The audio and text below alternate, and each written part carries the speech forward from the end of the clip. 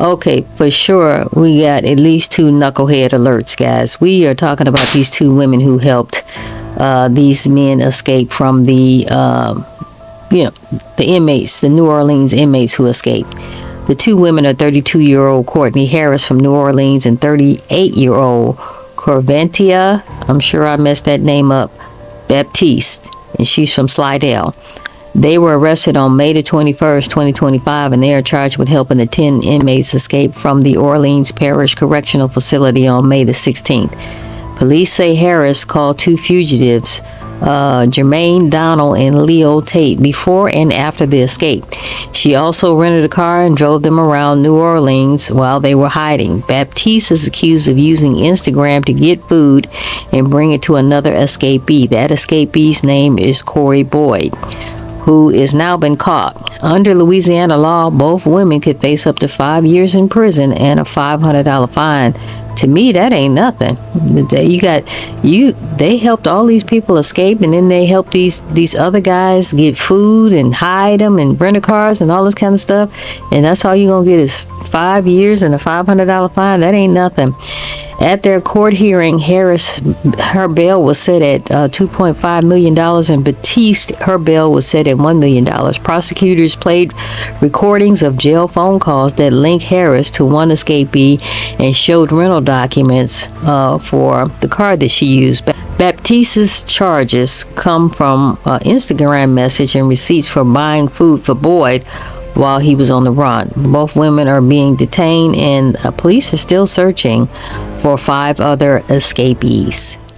And new tonight, another person has been arrested for allegedly helping an Orleans Parish inmate after his escape. That is as we near a full week since that jailbreak. And with no other escapees found today, we're combing through video evidence to track their movements. Good evening, and thanks for joining us. I'm Devin Bartolotta. And I'm Sharice Gibson. 5 of those 10 inmates are still on the loose tonight. As we learn more about a Slidell woman now in custody, she becomes the 4th to face charges. That includes a maintenance worker at the jail and 2 other women also accused of helping after they made it past OJC's walls. Lily Cummings joins us in studio now with more on these breaking developments. Lily, what can you tell us? Well, Devin and Sharice, less than an hour ago, we learned that 59-year-old Connie Whedon of Slidell was arrested. Officials say she was in contact with Jermaine Donald before and after the escape. They also believe she gave him cash and a cell phone. Right now, Crazy. Donald is one of those 5 inmates still on the run. Meanwhile, bond was set today for 2 others arrested earlier this week. I spent time this evening looking deeper into their connection to the inmates they helped. 2 women have been arrested for helping Orleans Parish inmates after they escaped nearly a week ago. Our investigators learned 38-year-old Corvanntay Baptiste of Slidell is the aunt of escapee Corey Boyd. Investigators say Baptiste was in contact with Boyd via phone and social media and helped him get food while he was hiding. Boyd was recaptured Tuesday evening in the 1400 block of Iberville. We've now learned that the apartment he was found in belonged to his grandmother, but she claims she didn't know he was there. Boyd's grandmother has not been arrested and so far faces no charges. Meanwhile, 32-year-old Courtney Harris's connection to the 2 inmates she's accused of helping remains a mystery. State police say she drove them around New Orleans and was in contact with one over the phone. Court records show she helped Leo Tate and Jermaine Donald, who are still on the run. Now authorities say both women are booked in the Plaquemines Parish Jail. On Thursday, via video call, they learned their bonds: $1 million for Baptiste and $2.5 million for Harris. They face 1 felony count each of accessories after the fact. And we are working to learn more about that latest arrest, but for anyone convicted of accessory after the fact, they could be fined up to $500 and face up to 5 years in prison. Sharice. Lily, thank you. Meanwhile, for investigators, it is a race to sift through this evidence, hoping something will hold clues to where those inmates who are still out might be. Yeah, from street cameras to residential surveillance, our Eleanor Tabone puts together a timeline of the movements we know so far.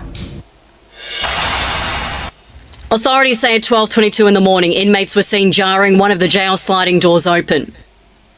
At 12:43 a.m, the inmates entered that cell. 10 inmates escaped through a hole in the wall behind a toilet. Pictures show what the cell looked like prior to the escape and what it looked like after. At 1 a.m, they were caught on camera exiting the Orleans Parish Justice Centre using an adjacent loading dock door. They then went down a road behind the OPSO building. At 1:19 a.m, they were seen scaling the fence along I-10. After breaking out of jail, scaling barbed wire fencing, jumping a concrete barrier and crossing multiple lanes of interstate traffic, the inmates then made it to this side. Authorities say they then shed their clothes and made their way through the city. Just after 2 a.m, these 3 inmates were seen walking down the 800 block of Barone Street in the CBD. Yeah, cut right there. You hear them say, "Cut right there," and they turn down an alleyway heading away from Barone. Another angle shows the team walking away from the camera down the alley. The alley they're walking down ends at Plaza Tower. Just before 10 a.m, 9 hours after the escape, 2 inmates were seen on Project NOLA's facial recognition cameras in the French Quarter. One of them, Kendall Miles. Around 11:30 a.m, surveillance shows Miles being apprehended after he was found hiding under a car at the Hotel Monteleone parking garage. 5 inmates are still on the run. If you see them, authorities say don't approach them. Instead, call 911 or call Crime Stoppers. They hate you. You're gonna die. I don't want to do this.